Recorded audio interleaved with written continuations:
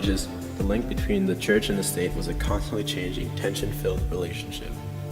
In medieval England, the church was incredibly powerful and had a strong influence on the people.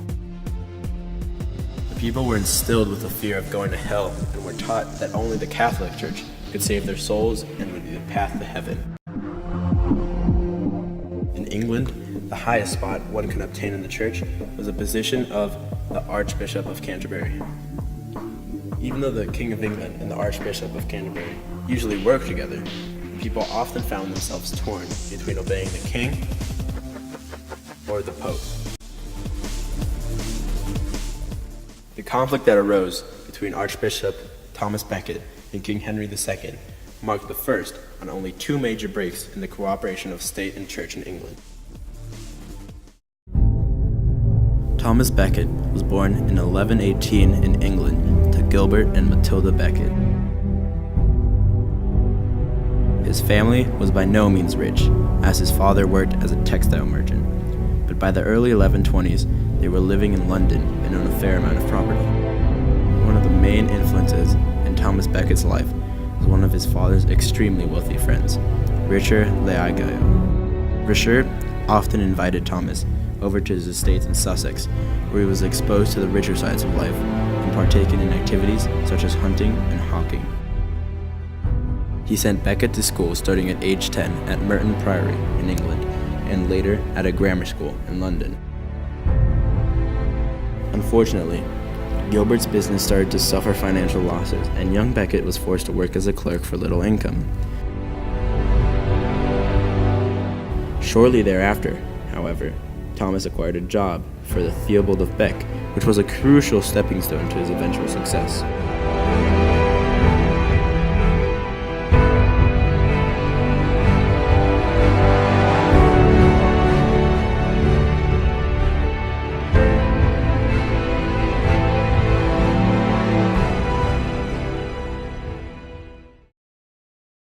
Several months after the death of Theobald in 1162, Becket was nominated by King Henry II, now his good friend, for Theobald's position as the Archbishop of Canterbury, the second highest papal position. The election was solidified later that year, and Archbishop Thomas Becket began the biggest adventure of his life. Although appointed by King Henry II, Thomas Becket was not afraid to voice his opposition against the very man who was key to his success. Originally, Henry's intentions were to have his man at the highest position in the church, so he could impose his will upon this powerful religious institution. But Becket, being a moral man, said he had devoted himself to the task of being leader of the church, and eventually found himself clashing with King Henry as each man tried to accomplish their duties. After King Henry II changed the laws so that anyone found guilty by the church could be punished by the royal courts, Archbishop Becket refused to agree or support the change and decided, having an extensive knowledge of King Henry's temper, to flee France for his own safety. After 6 years of self-inflicted exile, Becket returned to England, but the relationship between Becket and Henry quickly deteriorated further. Immediately after Thomas Becket was made Archbishop of Canterbury, the budding rivalry developing between him and King Henry II took a turn for the worst. Henry II's temper was well known throughout the land, and Thomas Becket was well aware of this. During his exile in France, Becket had excommunicated a few of the bishops that supported King Henry II's policy concerning the power of the royal courts. Henry II instantly demanded that Becket absolve his subjects. When Becket refused, Henry's anger climaxed, and his rash actions brought about Becket's end.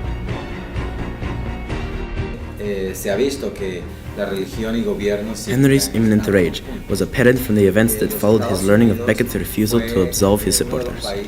Historical accounts vary slightly, but the main concept has remained intact to this day. In all of his fury, Henry II supposedly shouted, "Will no one rid me of this troublesome priest?" This moment marked the peak of the friendship turned hostile between Archbishop Thomas Becket and King Henry II. When Henry made this faithful remark, he had no idea the three knights in his presence would take his words literally and to the most extreme level. The knights made haste to Canterbury, driven by the belief that they were obeying their highest commander, King Henry II, and imposing his will upon an unruly archbishop who had forgotten his place. They found their target in the Cathedral of Canterbury at the altar during Mass.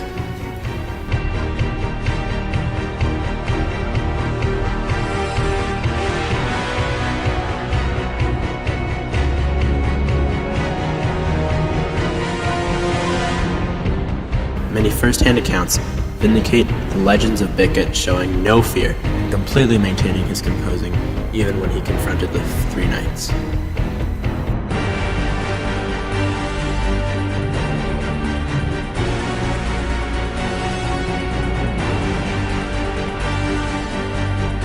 After the attempt to arrest him failed, he resorted to the most extreme measures, hacking his head from his shoulders.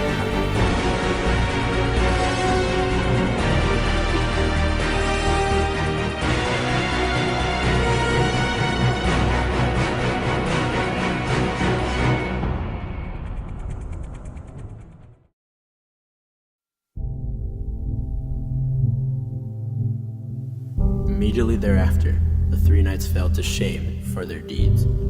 King Henry was also devastated by the murder. As an act of penance, the King of England was forced to walk barefoot through the streets of Canterbury, wearing a sackcloth, while 80 monks flogged him with branches. As a sign of his true humbling before his faith, he slept in Thomas Becket's tomb for a week. On the other hand, Archbishop Thomas Becket's legacy followed a very different path than Henry's. 3 years after his death, in 1173, Thomas Becket was canonized by the Pope for his unfaltering adherence to the Church's ideals. His name immediately became associated with any uprising or resistance to the authority of the king throughout the 12th century. People mourned his death, and even after the king's public act of penance, there were hard feelings between King Henry II and the people of England. Canterbury Cathedral also became a destination for pilgrims all over Europe seeking to find atonement for their sins.